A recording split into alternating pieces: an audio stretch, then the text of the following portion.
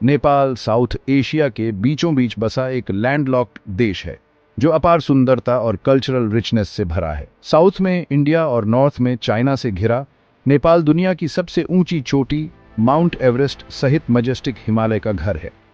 यह geographical wonder दुनिया भर से एडवेंचरर्स और नेचर एंथुजियास्ट्स को अपनी ओर खींचता है। इसकी हरी भरी वैलीज और उपजाऊ प्लेन्स लोगों को सस्टेनेंस प्रोवाइड करती हैं, जबकि इसका रिच हिस्ट्री और वाइब्रेंट कल्चर इमेजिनेशन को कैप्टिवेट करता है। नेपाल का डिवर्स लैंडस्केप नेचर की आर्टिस्ट्री का प्रमाण है। हिमालयास की स्नो कैप्ड पीक्स से लेकर टेराई रीजन के हरे भरे जंगलों तक नेपाल नेचुरल वंडर्स की एक ब्रेथ टेकिंग एरे प्रदान करता है। ये देश दुनिया के 14 सबसे ऊंचे पहाड़ों में से 8 का घर है, जिससे इसे लैंड ऑफ द हिमालयास का उपनाम मिला है। हिमालय न केवल ओ इंस्पायरिंग ब्यूटी का सोर्स है, बल्कि नेपाल के क्लाइमेट और कल्चर को शेप करने में भी क्रूशल रोल निभाते हैं। अपने नेचुरल वंडर्स के अलावा नेपाल हिस्ट्री और ट्रेडिशन में डूबा हुआ देश है। काठमांडू वैली, जो देश की कैपिटल काठमांडू का घर है, कल्चर्स और रिलीजन्स का मेल्टिंग पॉट है। यह एंशिएंट वैली टेम्पल्स, स्टूपर्स और पैलेसेस से भरी हुई है। हर एक ग्लोरियस पास्ट की कहानियां कहता है। काठमांडू वैली के भीतर स्थित पाटन और भक्तापुर शहर अपनी यूनिक आर्किटेक्चरल स्टाइल्स और वाइब्रेंट फेस्टिवल्स के साथ नेपाल की कल्चरल टेपेस्ट्री को और समृद्ध करते हैं। नेपाल का अल्यूर न केवल इसकी फिजिकल ब्यूटी और कल्चरल हेरिटेज में है, बल्कि इसके लोगों की वार्मथ और रेजिलियंस में भी है।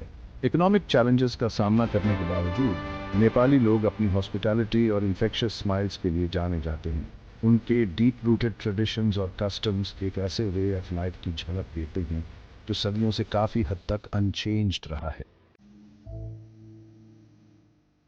नेपाल की कल्चरल हेरिटेज इसके लैंडस्केप जितनी ही डाइवर्स है, जो सदियों के इतिहास, इंडिजिनस ट्रेडिशंस के मिश्रण और अपने पड़ोसियों के इन्फ्लुएंसेस से बनी है। काठमांडू वैली इस रिच हेरिटेज का प्रमाण है, जो 7 यूनेस्को वर्ल्ड हेरिटेज साइट्स का घर है, जो देश के आर्टिस्टिक, रिलीजियस और आर्किटेक्चरल प्रोवेस को रिफ्लेक्ट करते हैं। नेपाल के कल्चरल फैब्रिक के केंद्र में इसकी डीप स्पिरिचुअलिटी है। हिंदुइज्म और बुद्धिज्म हार्मोनियसली कोएग्जिस्ट करते हैं, जो देश को ग्रेस करने वाले अनगिनत टेम्पल्स, स्टूपर्स और मोनेस्ट्रीज में प्रकट होते हैं। पशुपतिनाथ टेम्पल, जो लॉर्ड शिवा को समर्पित है, दुनिया भर से हिंदू पिलग्रिम्स को आकर्षित करता है, जबकि बुद्धनाथ स्टूपा, जो दुनिया के सबसे बड़े स्फेरिकल स्टूपास में से एक है, बुद्धिस्ट टीचिंग्स के बीकन के रूप में खड़ा है। ग्रैंड रिलीजियस साइट्स के अलावा नेपाल की कल्चरल रिचनेस उसके लोगों के एवरीडे लाइव्स में बुनी गई है।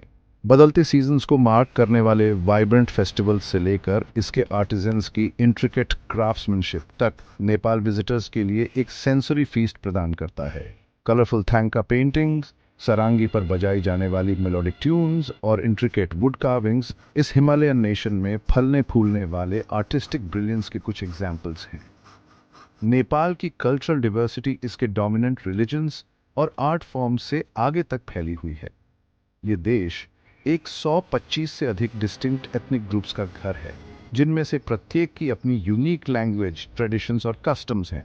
कल्चर्स के इस मेल्टिंग पॉट के परिणाम स्वरूप एक वाइब्रेंट और डायनामिक सोसाइटी बनी है, जहां अलग अलग एथनिसिटीज हार्मोनियसली कोएग्जिस्ट करती हैं। उनकी ट्रेडिशंस नेपाली जीवन की टेपेस्ट्री को एनरिच करती हैं।